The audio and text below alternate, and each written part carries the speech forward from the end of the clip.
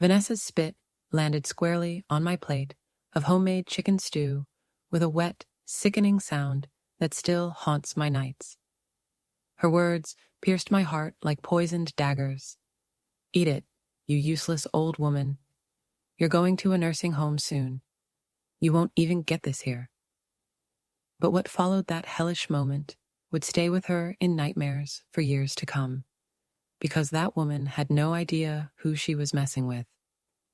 It was Sunday, the day I had always regarded as sacred, a time to gather my family around the table.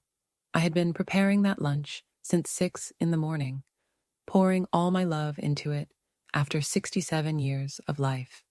The scent of simmering spices filled every corner of the house. The golden potatoes rested on the porcelain serving dish I'd inherited from my mother, and I had set the table with a pink cloth I embroidered myself when I still believed my efforts mattered. Leo, my 8-year-old grandson, froze with his fork in midair, his wide eyes darting back and forth between his mother and me as if witnessing the end of the world. Isaiah, my only son, the one I carried for 9 months, raised alone after his father abandoned us, simply looked down at his plate, quietly chewing as if nothing had happened, as if his own mother didn't deserve a single word of defense. Vanessa sat upright, her cruel smile perfected over 5 years of living in my house. Yes, my house. Despite her confident strut, this property still belonged to me. My violet dress, chosen especially for the occasion, now felt like a ridiculous costume. I had styled my hair, dabbed a little rouge on my cheeks, and put on my tiny pearl earrings, all in hopes of feeling dignified sitting at my own table. "Didn't you hear what I said, Margaret?" Vanessa's voice cut through the air like a saw. "Eat that crap. After all, that's what they'll give you at the nursing home waiting for you." Her laugh sounded like shattering glass, and inside my chest, I felt something break and ache that went deeper than the humiliation of the moment.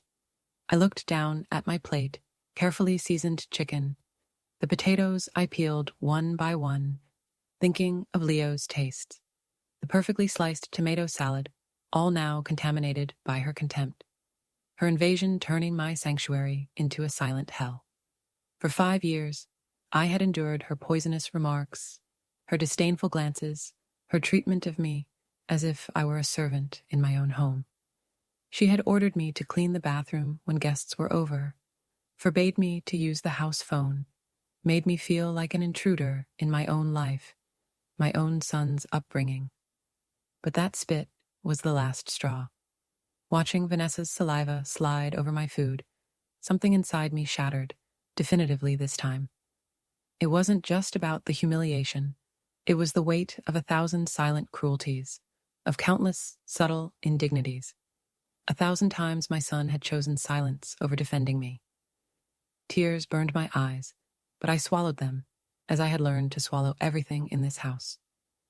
Vanessa kept talking, her voice sharpening with each word. "Look at yourself, pathetic, as if we're the ones to blame for making you a burden. Leo, tell your grandmother it's time she understood her place here."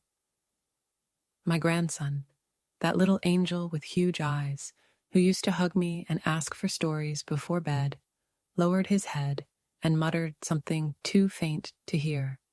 Vanessa had managed to terrify even him, to make him see me as something to be ashamed of, rather than the grandmother who adored him. Isaiah finally looked up from his plate, but not to defend me. "Mom, maybe Vanessa's right." His words trailed off, but I understood what he meant. My own son was contemplating sending me to a nursing home to please his wife. The clock read 2:30 p.m.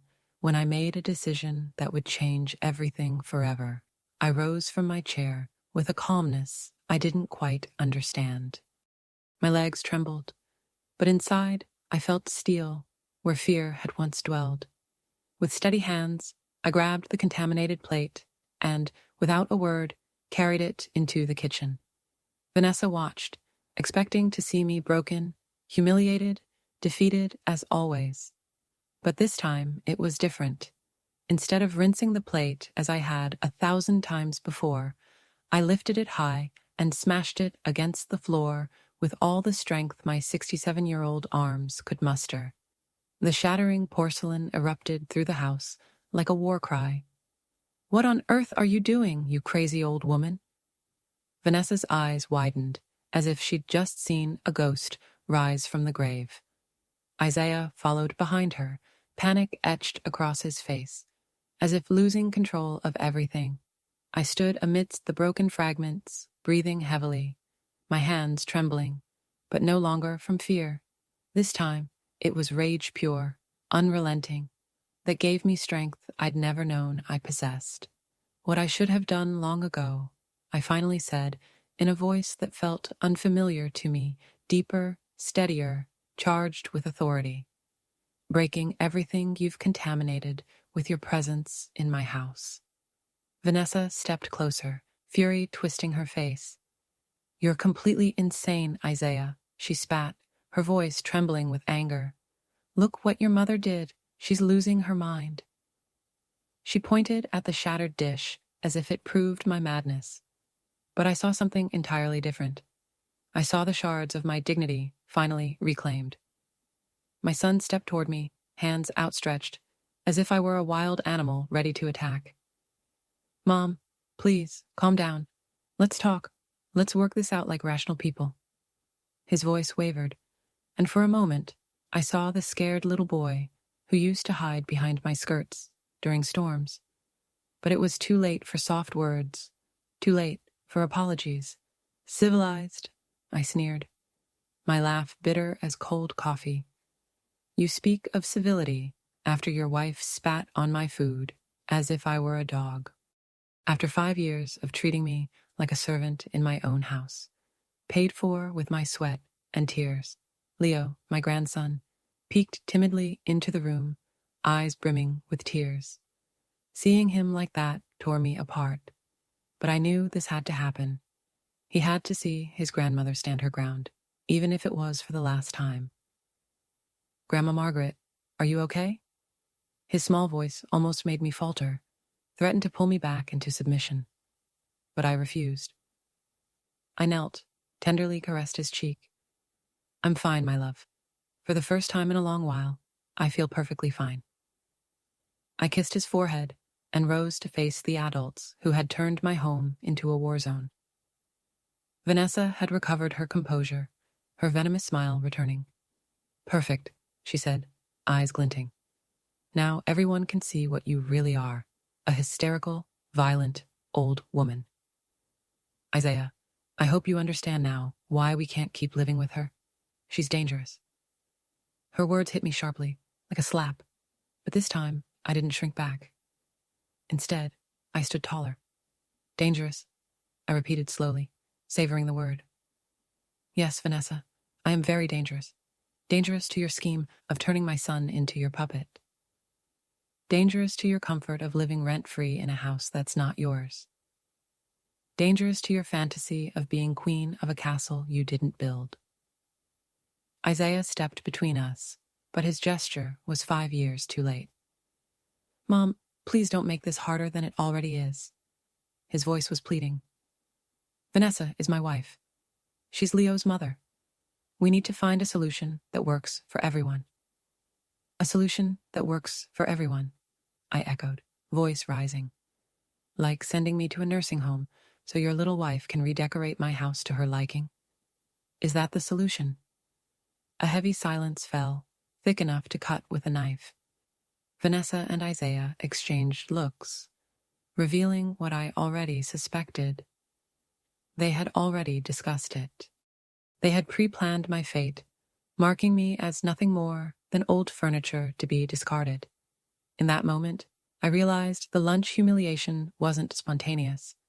It had been orchestrated, calculated to provoke my reaction, hoping I'd lose my temper, appear unhinged, give them the excuse to do what they had already decided. But this time, I would play their game. I moved toward my room with determined steps, crunching over shattered porcelain that sounded like broken bones under my shoes. I heard their whispers behind me, probably plotting the next move, possibly confirming my reservation in the hell they'd built for me. In my closet, I reached for the brown leather suitcase I hadn't used since my husband died 15 years ago. Its corners were worn, and the old airport tag still clung to one side. I placed it on the bed and began packing clothes, a handful of books, photographs of Leo as a baby. Outside, their voices sounded sharp and angry, rising and falling like turbulent waves. Vanessa's voice betrayed her frustration that things hadn't gone as she planned, while Isaiah's was trembling, trying to douse the emerging flames. As I folded the violet dress I'd worn with so much hope that morning, a tear fell onto the fabric. But it wasn't one of despair. It was liberation, like the tears shed at the end of a heartbreaking film when you finally step into the bright daylight outside. 15 minutes later, I finished packing, fitting 67 years of life into that battered brown suitcase. As I zipped it shut, I could still hear the arguing in the living room, their voices growing more distant, more frantic. I took my first step toward freedom and ending rooted in dignity I hadn't felt in a very long time. Vanessa was shouting about senile dementia and legal responsibilities, while Isaiah persisted like a scratched record, insisting that everything could be resolved if I just apologized and promised to behave, as if I were a child misbehaving, instead of the woman who had given birth to, raised, and supported him, who had poured years into this family, only to be told now to behave. I grasped my suitcase and left my room, each step on the deep burgundy carpet, which I had chosen 2 decades ago, echoing loudly in my ears as if marking my departure. When I reached the living room, all 3 of them stared as if an alien had suddenly appeared in the middle of their family meeting. "Where do you think you're going?" Vanessa asked, crossing her arms, her stance exuding authority, as if this was her house and I were a troublesome tenant refusing to pay rent. I took a steadying breath. "I'm leaving my own house before I get thrown out of it," I replied, voice calm but internal chaos simmering beneath. The difference is subtle but important. Isaiah moved closer, his face painted with that determined expression he used to try to convince me of anything. That same look he wore at 12, when he shattered my grandmother's crystal vase and swore it was the cat's fault. "Mom, you don't have to leave. We can talk. We can work this out like adults," Isaiah implored. Vanessa's words didn't mean wait. "What?" I interrupted, feeling a fury rising. They didn't mean to call me a useless old woman, to spit in my food, to humiliate me in front of my grandson. My voice cracked with each question, and I saw Leo shrink behind the armchair, trembling like a frightened little animal. I knelt softly before him, ignoring the protests from my aching knees, and gently took his tiny hands in mine. "Leo, my love, I want you to know that your grandmother loves you more than anything in this world, and none of what's happening here is your fault." "It's okay," I whispered. He nodded, tears streaming silently down his cheeks. "Are you going away forever, Grandma?" His question pierced me, almost like a spear, yet I steadied myself. "I don't know, sweetie," I answered softly. "But remember, the people who truly love us never spit on our food or call us ugly names. Do you understand?" Leo nodded again, clutching me desperately, as if feeling the world disintegrate around him. Vanessa cleared her throat loudly, breaking the tender moment, as if our intimacy was an inconvenience. "Enough with the drama," she snapped, voice back to that tone she used when scolding Leo for mischief. "Margaret, if you're really leaving, at least have the decency to leave the house keys." I slowly stood, every one of my 67 years weighing down my limbs, fixing her with a stoic gaze, the small, hard eyes that had never shown real affection. I said quietly, "The keys to my house stay with me." The weight of my words carried a quiet authority. This property is in my name. I paid for it with the sweat of my brow and 20 years of overtime at the factory, all while raising your son, who now parrots everything you say." The silence that followed was suffocating. Vanessa opened her mouth, but no words came out. Isaiah looked as if he'd been slapped. Leo watched us all, innocent confusion swirling in his eyes, unsure of why the adults were acting worse than children. "Mom," Isaiah stammered, "we've been paying the bills. We've invested in repairs." I let out a bitter laugh that sounded like shattering glass. "Paying bills with what money, Isaiah?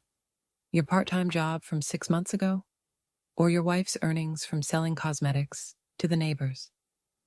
Vanessa's face flushed bright red.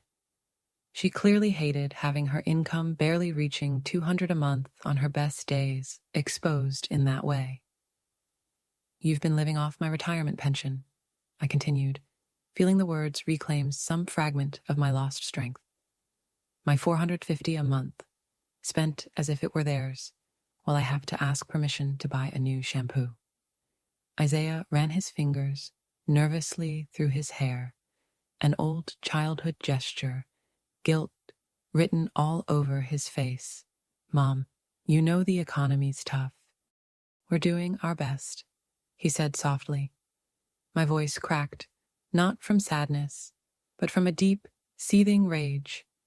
"Does the best you can do include making me eat leftovers while you serve yourselves, sleeping in the smallest room of my house, allowing your wife to treat me like her personal maid?"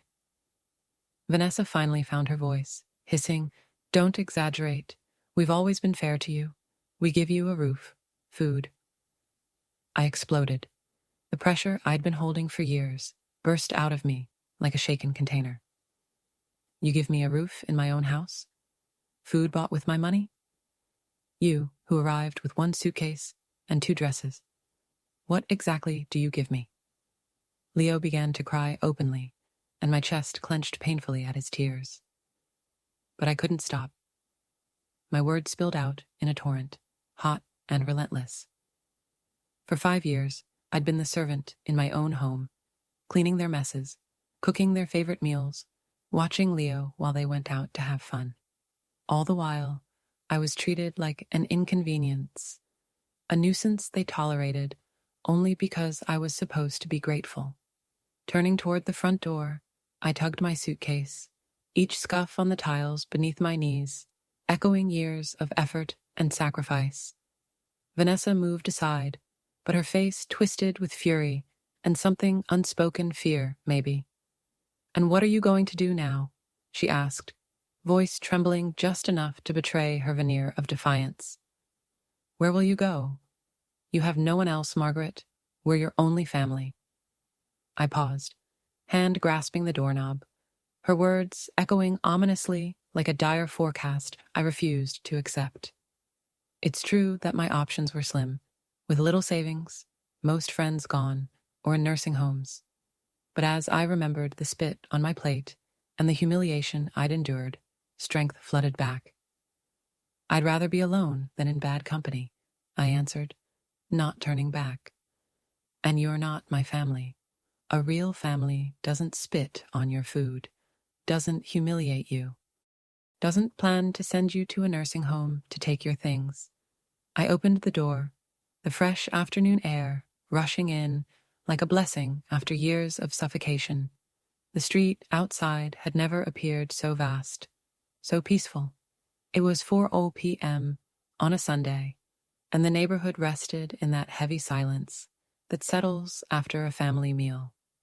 I dragged my suitcase along the concrete sidewalk, each turn of the wheels pulling me farther from the nightmare that had defined my life for the past 5 years. I didn't have a plan. I had no money for a decent hotel, no family waiting to welcome me. All I possessed was my reclaimed dignity and a suitcase filled with memories that, now, hurt less than staying. After 3 blocks, my legs trembling, the adrenaline from the confrontation was fading. The cold reality settled over me like rain. I sank onto a park bench I used to bring Leo to when he was smaller, where he would run among the swings while I knitted and dreamed of being the beloved grandmother always there, always enough. Pulling out my phone, an old device Vanessa had mocked for wasting battery, I saw 3 missed calls from Isaiah. But I wasn't ready for his hollow apologies or promises that things would change. Instead, I dialed the number I had stored under Lydia Work's name. Lydia had been my coworker at the textile factory for 15 years until retirement. We'd lost touch after I moved in with Isaiah, but I remembered she always told me her door was open if I needed her. Margaret, her voice was surprised but warm. What a surprise to hear from you. How are you, dear? The words caught in my throat. How could I explain I was sitting on a park bench, homeless, familyless, clutching only a suitcase, with nothing but my wounded pride and a tiny pension that barely supported me? Lydia, I finally managed, voice trembling. Remember, you always told me that if I ever needed anything. Of course, I remember. What do you need? Are you okay? You sound strange. Tears flooded my eyes as I released the floodgates, sobs overtaking me as I spilled out everything. The spit, the daily humiliation, the looming nursing home, the kitchen explosion, the suitcase at my feet, a symbol of my failure as a mother and grandmother. Lydia listened silently, her presence through the receiver offering comfort I desperately needed. When I finished, there was a pause, a moment pregnant with understanding before her voice, decisive and firm, filled the line. Margaret, listen to me. You take a cab right now and come to my house. I have a spare room and a full teapot. We can talk tomorrow about everything else. I hesitated, trembling. Lydia, I can't pay rent. My pension is barely enough to survive. We're old friends, not a landlord and tenant. I don't want rent. Besides, my house is too big for one person. You'd be doing me a favor by keeping me company, she insisted gently. Tears welled up anew, softer this time hope, gratitude welling inside me. I hung up, feeling a strange lightness, as if a heavy weight had been lifted. These tears were different. They carried a quiet promise. Somewhere out there, amid so much hardship, I'd found someone who understood what true solidarity between women who have struggled their entire lives truly meant. In 15 minutes, a taxi arrived, ready to take me into the next chapter. The driver, an elderly man with a gray mustache, helped me unload my suitcase without questioning why a woman my age was traveling alone on a Sunday afternoon, looking as if she had been crying. During the ride to Lydia's house, my phone refused to stop ringing. Isaiah, Isaiah, Isaiah. On the 5th call, I finally answered. Mom, thank God. Where are you? Vanessa is very worried. She says maybe we rushed things, that we should talk. She's worried about me. I let out a bitter laugh. The same Vanessa who once spat on my food, now worried about me. How curious, this change of heart. Mom, please come home. Leo won't stop crying. He's asking for you. We can fix this. We can set some rules so everyone feels comfortable. Rules. The taxi turned sharply, and I grasped the seat's armrest. What kind of rules, Isaiah? I asked. Like I can't use my own kitchen after 8 p.m. Like I can't invite friends over without permission. Like I should be grateful for a plate of food in my own house. It's not like that, Mom, I protested. You know it's not. My voice grew thick with frustration. Isaiah, for 5 years, I've lived like a stranger in my own home, asking permission for everything, enduring insults, cleaning up messes I didn't make, taking care of your son while you and your wife went out to enjoy yourselves, all in exchange for being treated like a burden. The silence on the line was deafening. Isaiah knew I was telling the truth, but admitting it would mean acknowledging that he had failed as a son, something his pride refused to accept. Where are you? he finally asked. Just tell me so I know you're safe. I'm safe, I replied. And for the first time in many years, it was true. No, I'm better than safe. I'm free. I ended the call and silenced my phone. Outside, the city blurred past my window like a fading movie scene. I allowed myself to imagine a life without walking on eggshells at home, without the bitter looks during breakfast, without the poisonous comments about my age, my clothes, my habits. The taxi pulled up in front of a modest but well-maintained house, a garden bursting with red flowers and a white iron gate. Before I could ring the bell, the door swung open. Lydia appeared, looking grayer than the last time I saw her, yet with her familiar warm smile that I remembered from our factory days. Margaret, dear. She hugged me as if 5 years had vanished, as if no time had passed since our last meeting. Welcome to your new home. Those words, your new home, rang like a melody in my ears. It had been so long since I felt truly welcomed anywhere that I had almost forgotten what it was to be received with genuine affection. Lydia gently helped me with my suitcase and led me inside. The house smelled of cinnamon and coffee scents that instantly transported me to my childhood, when my mother baked cookies on Sundays, and the house was filled with laughter rather than tension. Sit down, I'll make some tea, Lydia said, pointing to a beige armchair that looked both comfortable and inviting. And I want you to tell me everything from the beginning. We have all night and tomorrow, too. For the first time in 5 years, I sat on furniture without guilt, without weighing whether my presence was a bother, without the fear of being told to move so someone else could sit. I sank into the chair and closed my eyes. The silence in Lydia's home was unlike the tense, hostile quiet of Isaiah's house. It was peaceful, full of possibilities, a silent promise that maybe, just maybe, better days lay ahead. That first night at Lydia's, I slept better than I had in the past 5 years. No stealthy footsteps prowling the hallway, no whispered plotting from the next room, no constant feeling of tiptoeing on eggshells. I awoke at 7, greeted by the aroma of freshly brewed coffee flowing through the house like a morning embrace. Lydia was already awake, sitting in her small yellow kitchen, reading the newspaper with glasses that kept slipping down her nose. When she caught sight of me in the doorway, her smile was as if my presence was the greatest gift she had received in a long time. Good morning, Sleeping Beauty. How did you sleep? Like I haven't in years, I admitted, accepting the cup of coffee she handed me. The hot liquid slid down my throat like a gentle caress, reminding me that it had been months since I'd truly enjoyed a cup, without rushing, without the urgency to get up immediately and prepare breakfast for those who never said good morning. Lydia sat across from me, her own coffee in hand, and for a few moments, we simply enjoyed the quiet comfort. Outside, birds sang in her garden, the sunlight filtering through the curtains, carved golden patterns on the wooden table. Finally, Lydia broke the silence. Margaret, I need to tell you something important, something that might change the way you see your current situation. Her tone grew serious, and I straightened in my seat. What is it, Lydia? Do you remember your sister, Rachel? The name hit me like a bolt of lightning.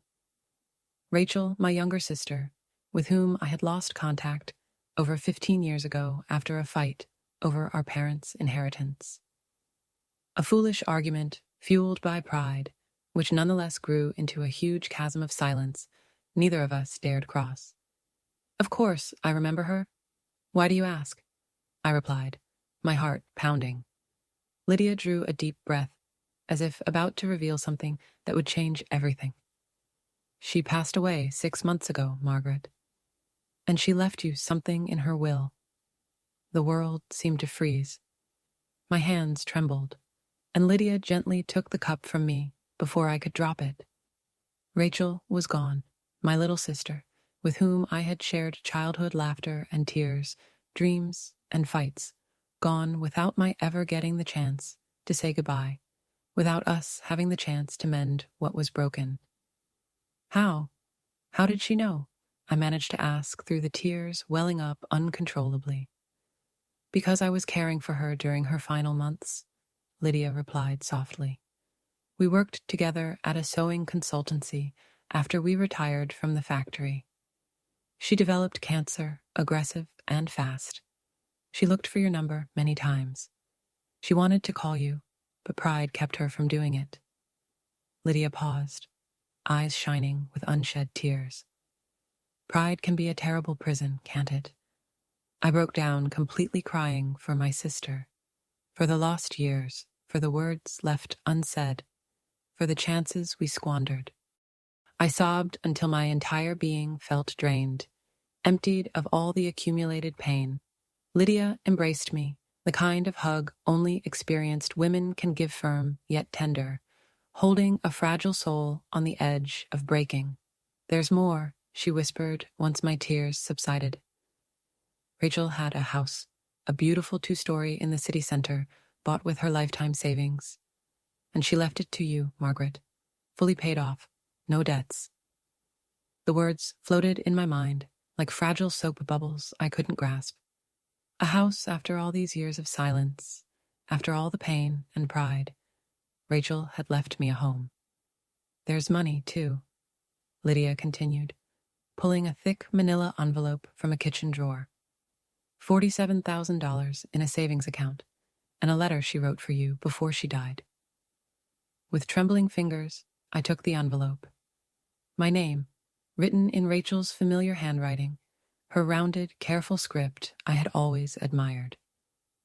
Inside, legal documents, bank statements, and a 3-page handwritten letter. My dear sister Margaret, the letter began, and her voice echoed in my mind as I read. If you're reading this, it means I'm no longer here to tell you what I should have said years ago.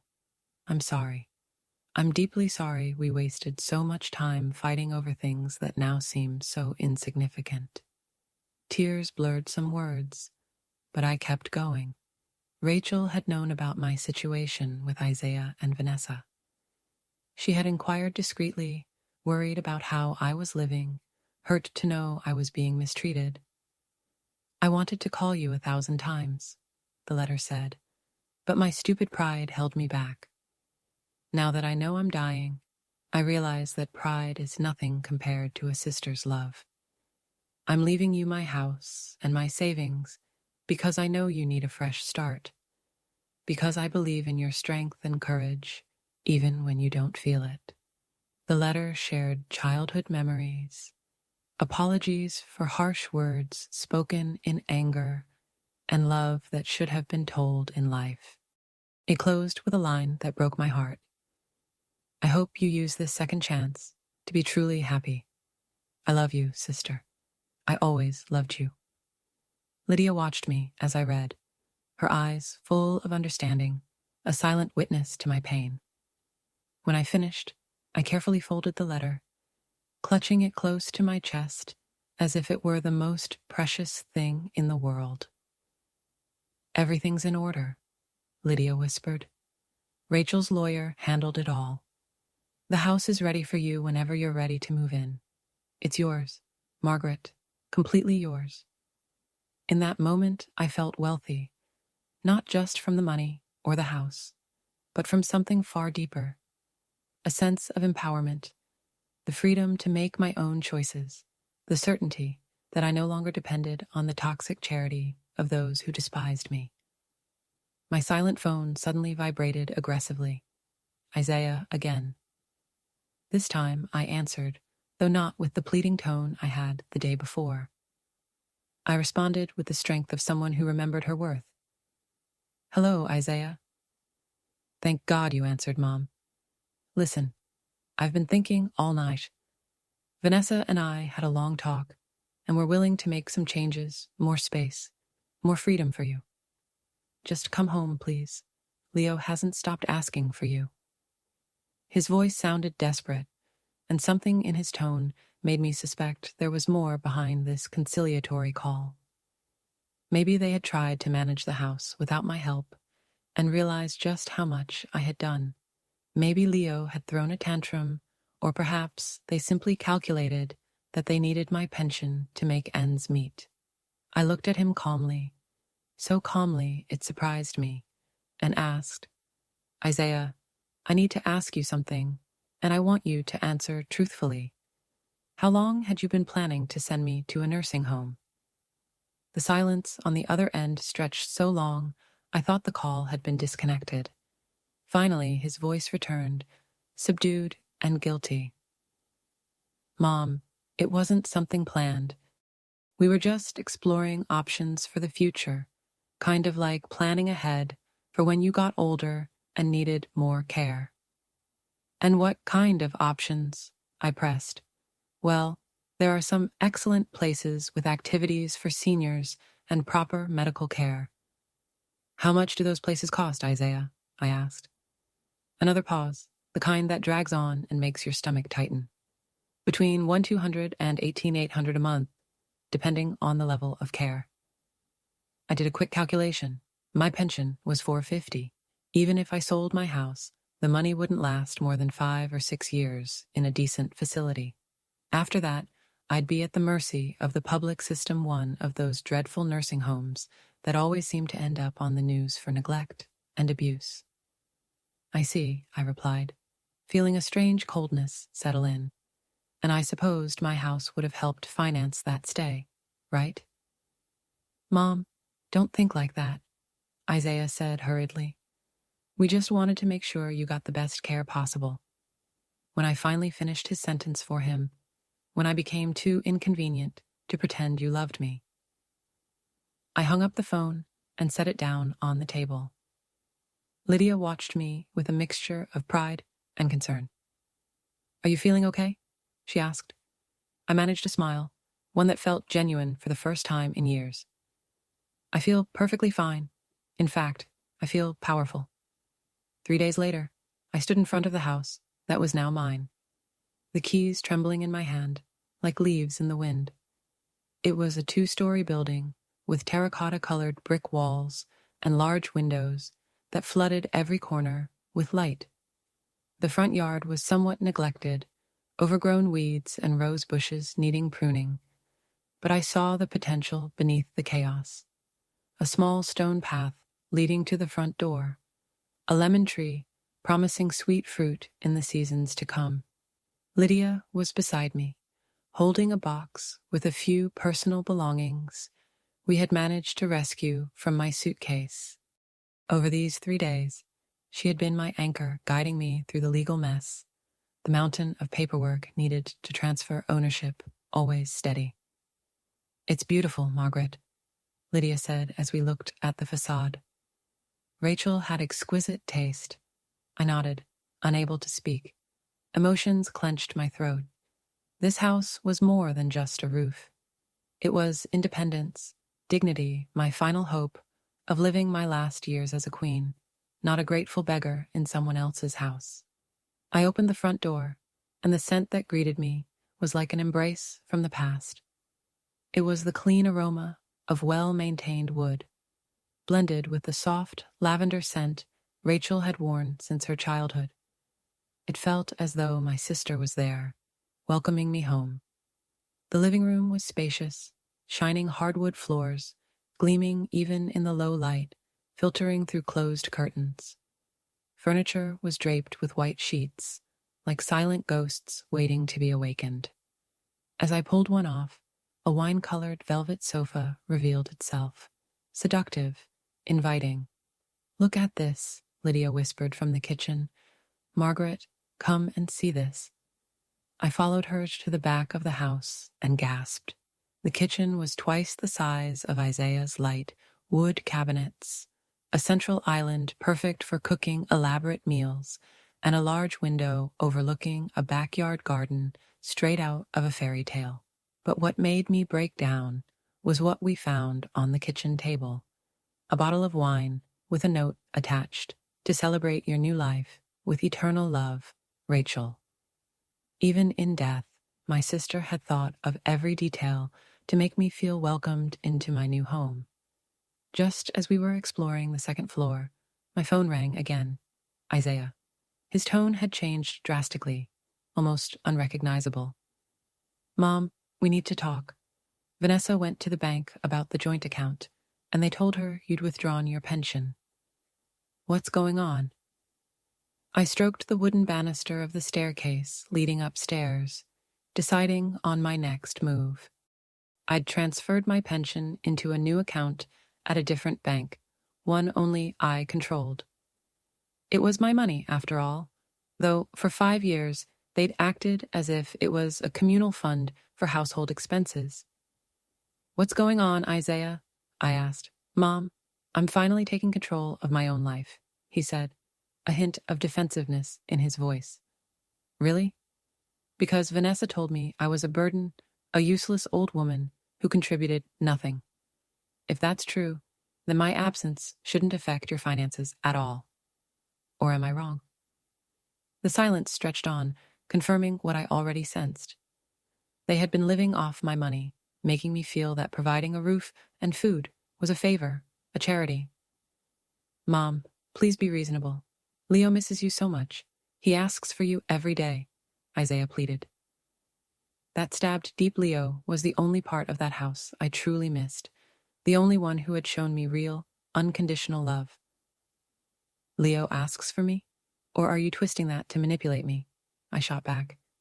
It's not manipulation. It's the truth. Yesterday, he asked if you died because you don't answer his calls. His voice was a whisper. That hurt more than I could say.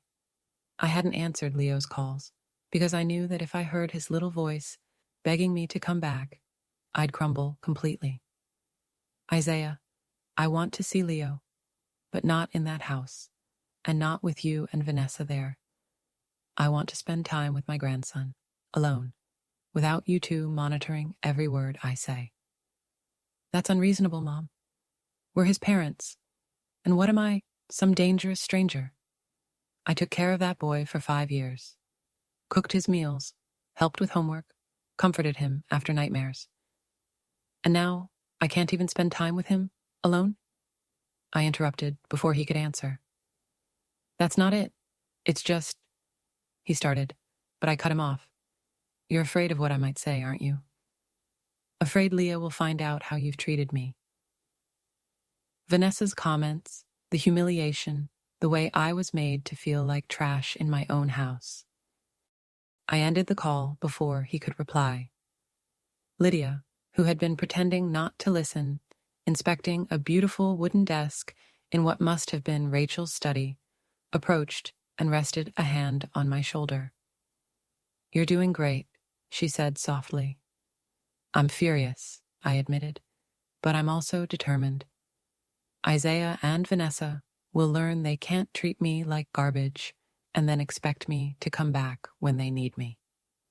That afternoon, as we arranged my belongings in my new bedroom, a spacious suite with a private bathroom and a balcony overlooking the garden, I received an unexpected call, a number I didn't recognize. Mrs. Margaret, this is Anthony Ruiz from Ruiz and Associates. I was your sister Rachel's lawyer. I nodded. Yes, go on. There's something about your sister's inheritance I wanted to discuss with you. Something I preferred to handle after you settled into the house. My heart pounded. Was there some legal issue? A hidden debt threatening to take everything away? What is it? I asked. Your sister had a life insurance policy not included in the initial will because it required additional paperwork and $80,000 policy. You are the sole beneficiary. I sank onto the bed, my legs turning to jelly. Add that to the $47,000 I already had, and I was suddenly a woman with over $120,000 in the bank. More money than I'd ever seen in my life. Are you sure? I whispered. Absolutely. Just come to the office tomorrow to sign some documents, and the money will be transferred within 24 hours. I sat in silence for several minutes, trying to grasp this new reality. Not only did I have a beautiful house, but with this money, I could make choices I had never dared before. Lydia entered, bringing a cup of tea and sitting beside me. From your face, I can tell you've received good news. She listened as I explained about the insurance policy, her eyes widening in amazement. Margaret, do you realize what this means? You can live however you want, wherever you want, for the rest of your life. You'll never have to depend on someone's charity or endure mistreatment because of money. She was right. For the first time in my adult life, I was truly independent. No alimony from a forsaken husband, no poison in Vanessa's charity, no permissions needed from anyone. That night, lying in my own bed, in my own house, with my rules intact, I reflected on my past. Vanessa's spit, Isaiah's silence, the countless moments I'd felt small, invisible, useless. But most of all, I thought about what I was about to do next.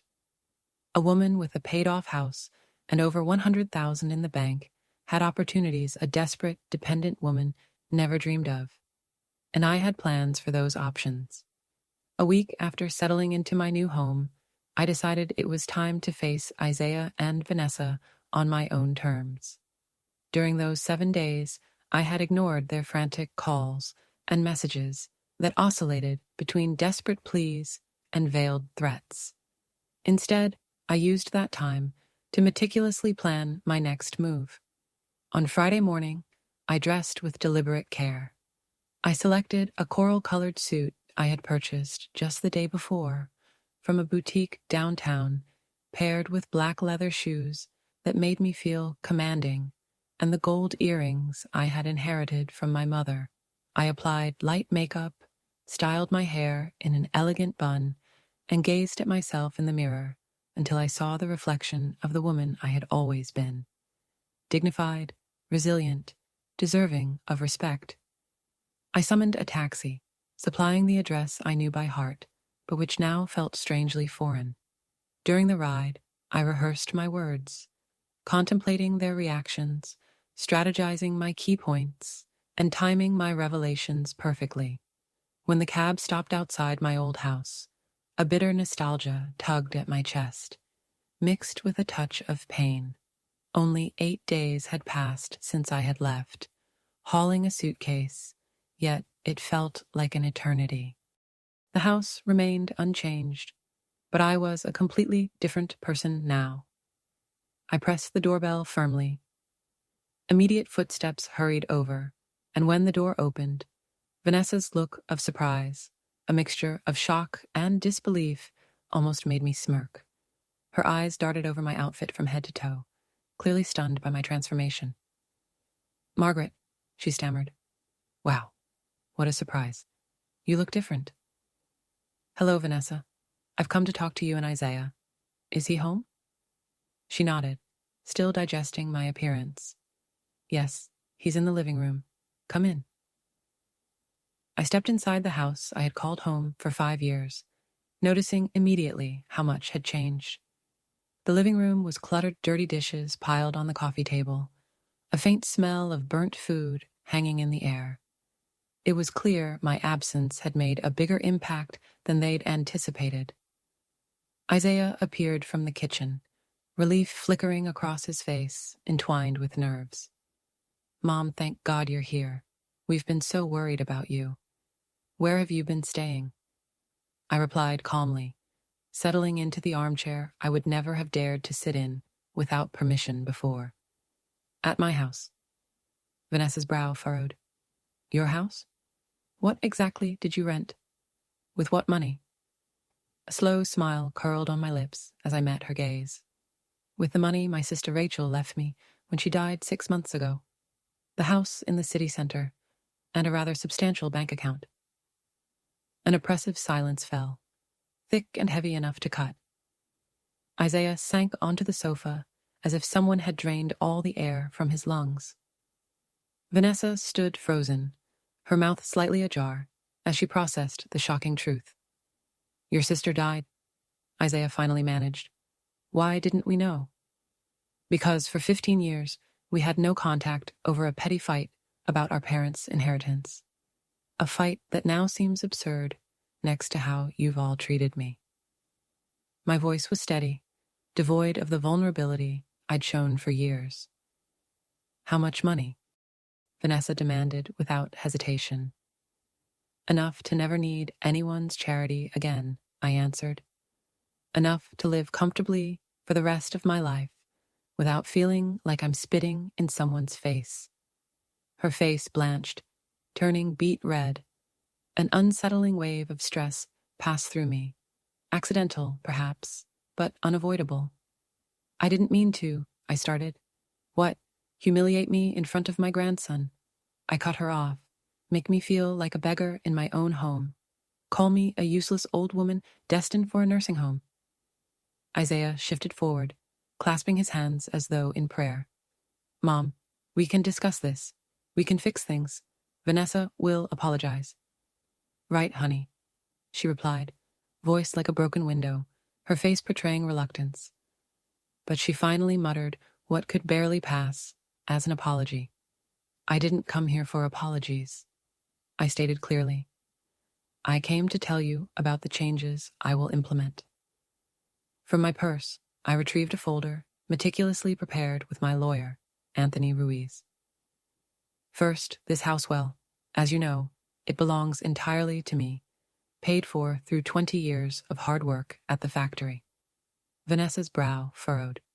Mom, we know it's your house, but we've lived here. We've made improvements. I stared her down. What improvements, Isaiah? The hole in the bathroom wall you've been promising to fix for 2 years. The leaky shower? The loose floorboards that almost made me fall 3 times? His cheeks flushed at the undeniable truths. The point is, I continued, I'm going to sell this house. I already contacted a real estate agent, and they'll be here next week for an appraisal. Vanessa leapt from the sofa as if struck by a pin. You can't sell the house behind our backs. We live here. Leo goes to school nearby.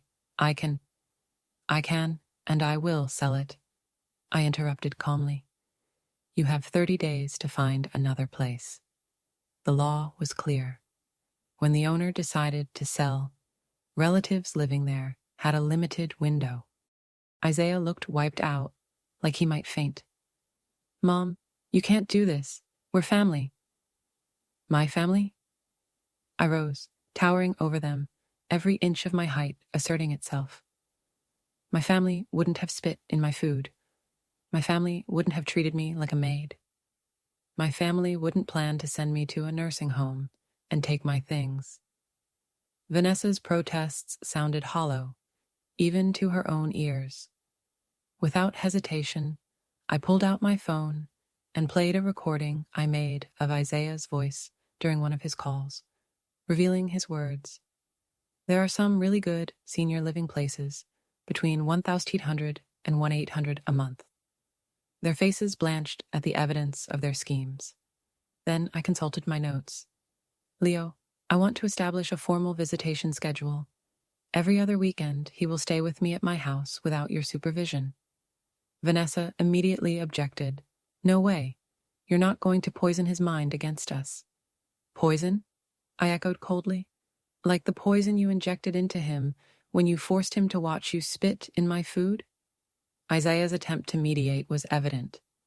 Mom, maybe we can work something out. No, maybe. Listen, I cut him off. These are my terms. They're non-negotiable.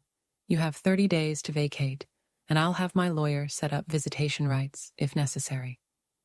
Vanessa's voice dripped with sarcasm. Now, you've got a lawyer?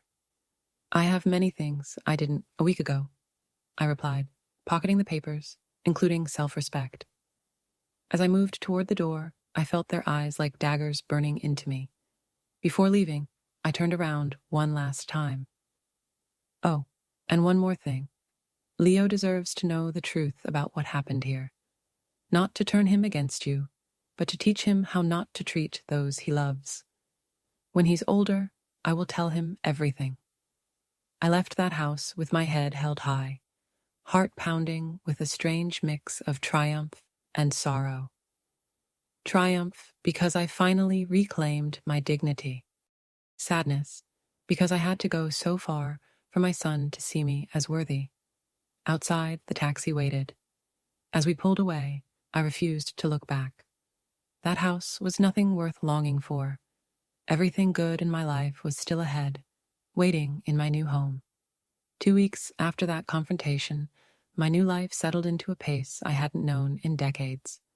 Waking when I felt rested, not by the shrieks of Leo or Vanessa's complaints, I enjoyed breakfast on my back porch amid a garden I was slowly nurturing. Flowers Rachel had planted blooming again under my care. But the most precious gift of all was the silence. Not tense, strained silence, but the peaceful hush of a woman finally at peace with herself. On that Tuesday morning, as I watered the roses, I heard a knock. Through the window, I saw a small, familiar figure send my heart racing Leo. I hurried to the door, and, as I opened it, my grandson launched himself into my arms with the pure desperation of a child who had missed someone dearly. Behind him, keeping a cautious distance, was Isaiah, looking both ashamed and defeated. "Grandma Margaret," Leo whispered, pressing his face into my neck, tears dampening my skin. "I thought you had died because you didn't answer my calls." My heart ached and healed at once. I held him close, treasuring him as if he were the most precious thing in the world, because he was. "Oh, love, I didn't die. I was just redoing my life. But never listen to me," I said softly. I could never leave without saying goodbye first. Leo pulled back, eyes shiny and still moist. "Dad says you live in a new house now. Is that true?" "Yes, sweetheart. Would you like to see it?" I asked. "It's very pretty, with a garden where we can grow whatever you want." His face lit up as if I had promised him Disneyland. "Really? Can I plant tomatoes? I love tomatoes." I chuckled, a genuine laugh I hadn't known in years. "We'll plant all the tomatoes you like, along with flowers, and maybe a little herb garden for cooking." Isaiah moved closer, hesitant but determined. "Mom, can we talk for a moment, alone?" I looked at Leo, then tousled his hair gently. "My love, why don't you explore the backyard while I talk to Dad? But be careful with the roses. They still have thorns." Leo nodded eagerly and dashed into the yard, as if he had stepped into his own little paradise. Isaiah and I sat in the living room, the silence between us heavy with unspoken words and wounds still raw with pain. "Mom," he began softly, his voice trembling like that of a small child confessing a terrible mistake. "I've come to ask for your forgiveness, not out of convenience, not because I need something, because I've finally realized how badly we've treated you." I leaned back on my new sofa, chosen by me without anyone's approval, and watched him carefully. There was something different about him, an unfamiliar sincerity I hadn't seen in years. Genuine humility. "Go on," I simply urged.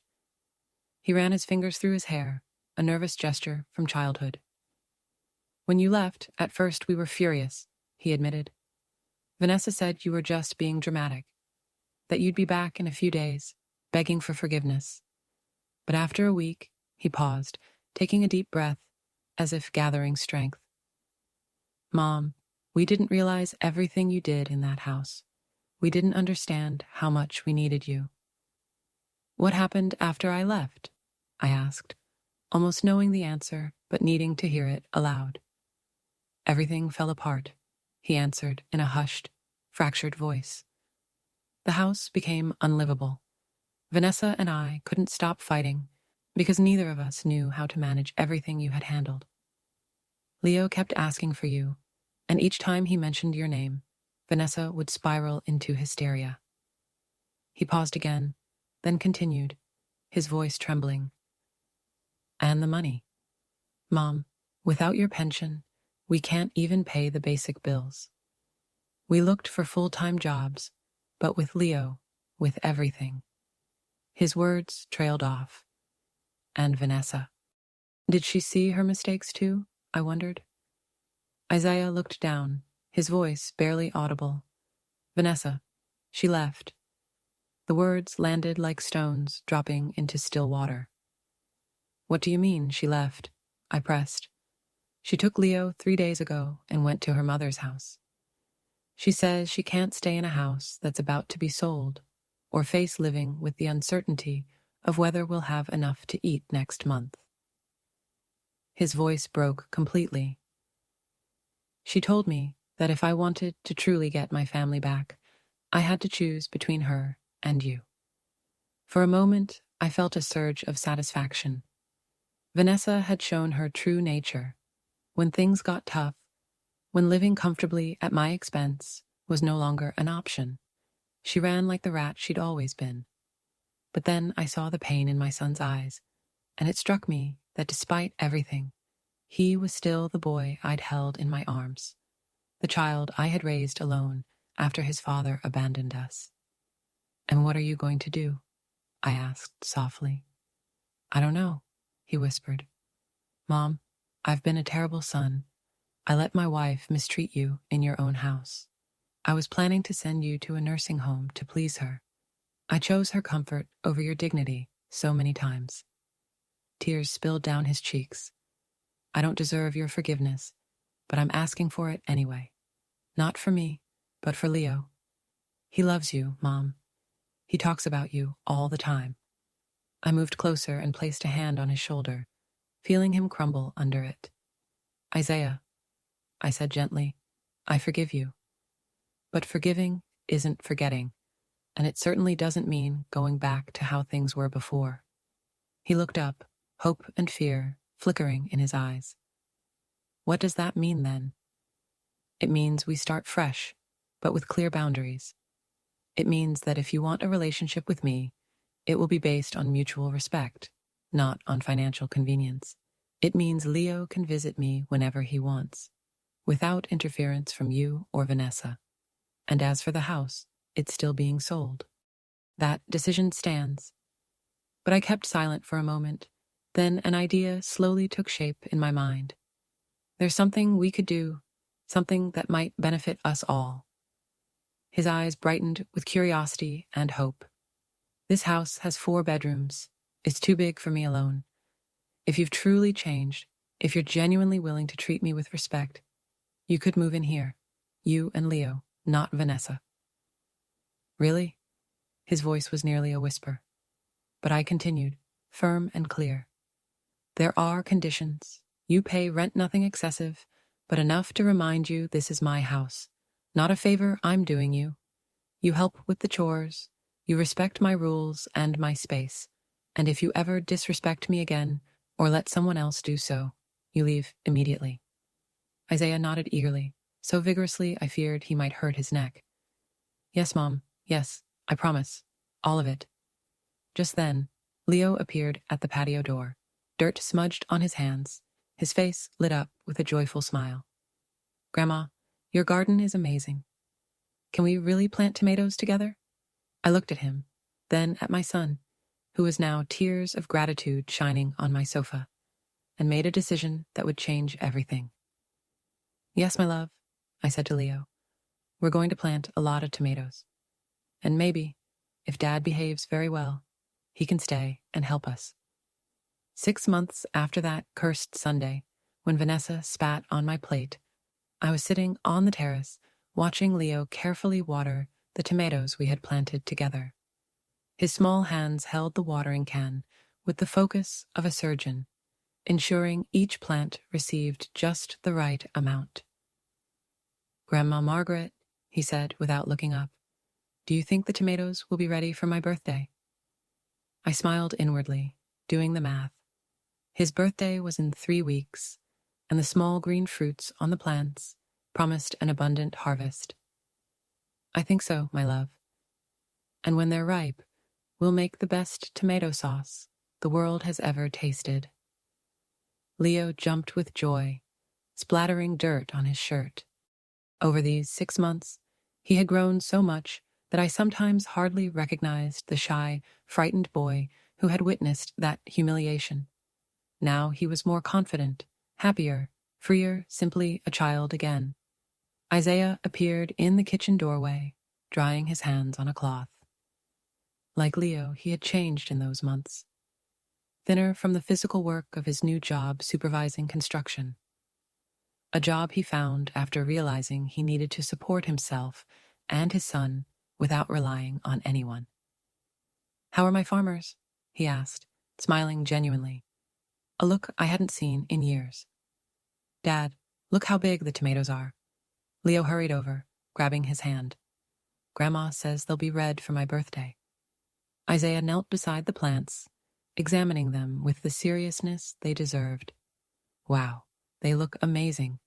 They're going to be the tastiest tomatoes in the whole city."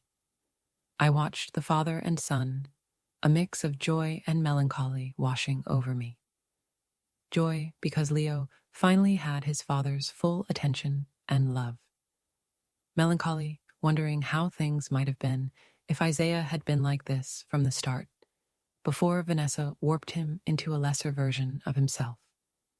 Vanessa had tried to come back twice since those months. The first time she arrived with tears and apologies, claiming she had changed, that she understood her mistakes. Isaiah listened politely, then told her he had made his choice. His son and his mother mattered more than a marriage that had long been broken. Vanessa left in a fury, screaming threats to take Leo and prevent us from ever seeing him again. The second time, she came with a lawyer, claiming rights to the house where she'd lived for 5 years. Our lawyer, Anthony Ruiz, explained sharply it was impossible. Since she had no legal claim, she'd never owned the property, never paid a cent. Since then, she'd been silent, though mutual friends confirmed she'd moved in with her mother and was spreading rumors that we'd unjustly evicted her. My phone interrupted these thoughts. A call from Lydia, as she did every Tuesday, to share neighborhood news and plan our week. "How's my favorite entrepreneur?" she asked warmly, a nickname she'd given me when I decided to invest in my passion, sewing. With a few of Rachel's savings, I bought 3 professional machines and transformed a room into a workshop where I now made alterations for the local women. What started as a hobby had turned into a small but thriving business. Women appreciated not just my skill, but the safe space my home had become, where they could feel understood while I mended their dresses and sometimes their spirits. "I have a new client for you," Lydia continued. "Her name is Vanessa. Can you believe it?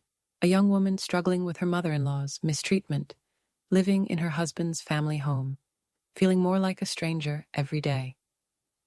The name made me smile, ironically. "Vanessa again. How fitting. Tell her to come tomorrow afternoon," I replied. Leo would be at school, Isaiah at work, and I could talk freely. After hanging up, I reflected on how strange life's turns are. 6 months ago, I was desperate and broken now. I was the one helping others living through similar struggles. It wasn't just the money that changed me, but the restoration of my dignity, the reassurance that I deserved respect. That evening, as I cooked in my kitchen, where I now prepared whatever I wanted, whenever I wished, without permission or insult, I thought about all I'd survived. Vanessa's spit on my plate had been the cruelest moment, but also the moment of my liberation. Sometimes we must hit rock bottom to realize we are worth so much more than what we have been given. Leo burst in from the garden, his cheeks flushed from activity, and a smile that could brighten an entire city. "Grandma, you know what I told my teacher about our tomatoes? She said I can share some with the class when they're ready." I nodded happily, embracing him, feeling his pure, unconditional love fill the emptiness that years of neglect had left in my heart. Isaiah appeared at the kitchen door, his uniform stained from work, but with an expression of satisfaction I had come to recognize. It was the look of a man who had honestly earned his day's effort, able to meet his son's gaze, knowing he had done the right thing. "How was your day, Mom?" he asked earnestly, the kind of question that was no longer just a routine.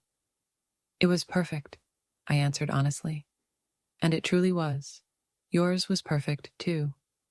The supervisor had praised me for my work on the new school project, promising to recommend me for a promotion. I saw pride ignite in his eyes, a pride of a man who finally valued himself for his own merits, instead of living at the expense of others.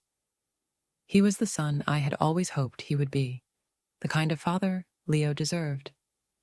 That evening, after Leo had fallen asleep and Isaiah had retreated to his room to prepare for his upcoming promotion exam, I sat alone on the terrace with a cup of tea, gazing at the stars. My thoughts drifted to Rachel, who in her final act of love had given me the freedom I needed to discover who I truly was, without humiliation, without hiding. I reflected on all the women who had come to my sewing workshop, not merely to mend their torn clothes, but to piece together the broken fragments of their self-esteem. I thought of Vanessa, wondering if she'd ever realize that the power she'd wielded over me was only an illusion, built on my insecurities and my fear of loneliness. Would she ever understand that genuine respect can't be demanded, only earned? But most of all, I thought of myself, the 67-year-old woman who had finally learned that it's never too late to start anew, to reclaim dignity, and to construct the life she deserved. Vanessa's spit had been her downfall, not mine. It had roused me from a stupor of resignation, reminding me that I am Margaret Strong, hardworking, deserving of love and respect. A woman who doesn't need anyone's approval to recognize her own worth. And at last, that woman was finally home.